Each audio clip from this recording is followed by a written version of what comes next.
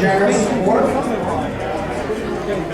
And finally, we have Tilton Fitness from Egg Harbor Township, New Jersey, who has very generously donated a one-year membership as one of today's prizes, as well as 2-week trial memberships for every competitor that entered today. So if you did not get a 2-week membership for Tilton Fitness, please come see me before you leave today, and I can make sure that you get one. At this time, I'd like to introduce my staff for today's tournament. We have our head referee, Mr. Tom Simcoe, Scranton, Pennsylvania. He's an IAF referee. Been refereeing for about 15 years. Been pooling for a while. We also have Michael Powell from Virginia, Fairfax Station, Virginia. He'll be downsiding today, as well as myself. I'd also like to thank our super match competitors today.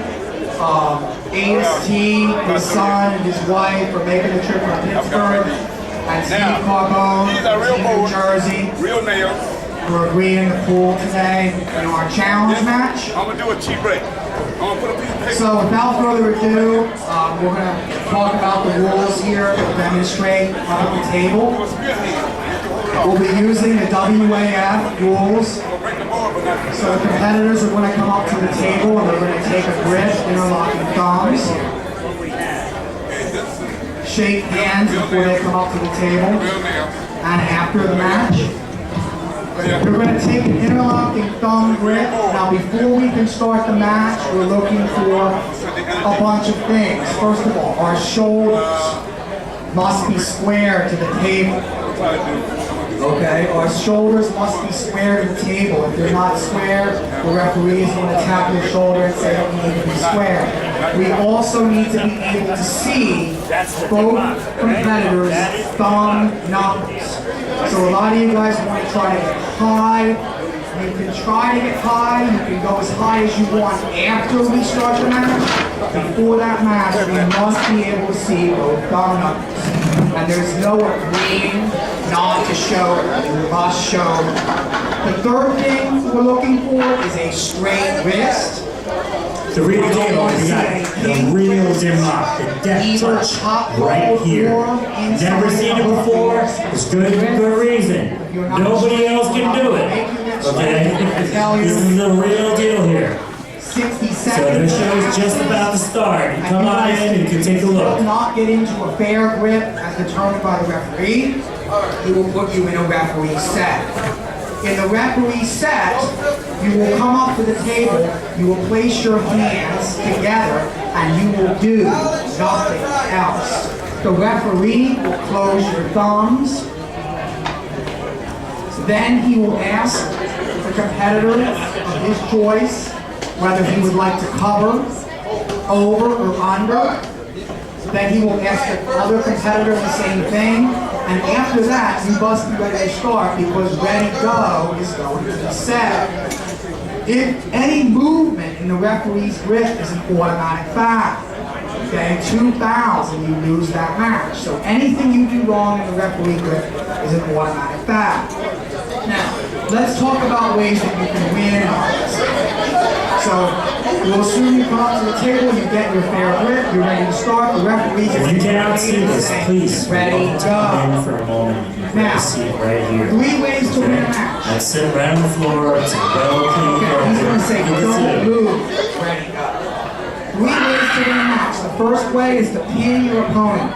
So, pinning your opponent means touching any part of your opponent's wrist to fingertips down to that touchpad line.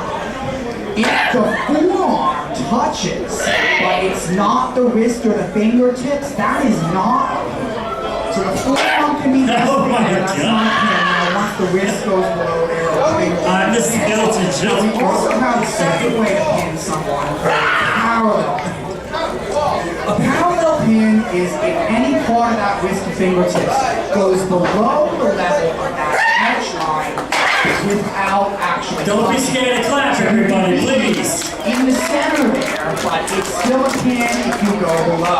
The only requirement is that you're on your side of the table. So it can't happen when your opponent's side of the table. It must happen when you're on the side. Okay. The third way that you can win a match is if your other competitor fouls out. So your elbow must stay down on that pad during the duration of the match. Anytime that pointy part, which is what we're looking at, that pointy part of your elbow, whether it comes up, whether it's right there, please put your hands back or to the side, it is a foul. There's no advantage rule here. Anytime you see that's the dim lock. We're falling. Did not break the top board, the top brick.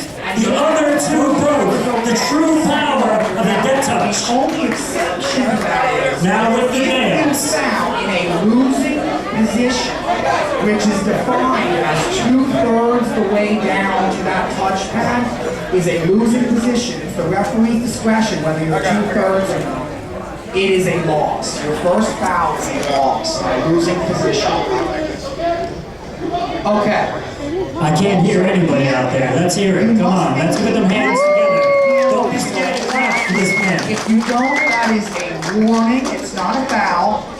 The other way you can get a warning is by a false start. If you jump to ready, go. If you're ready, go. He jumps.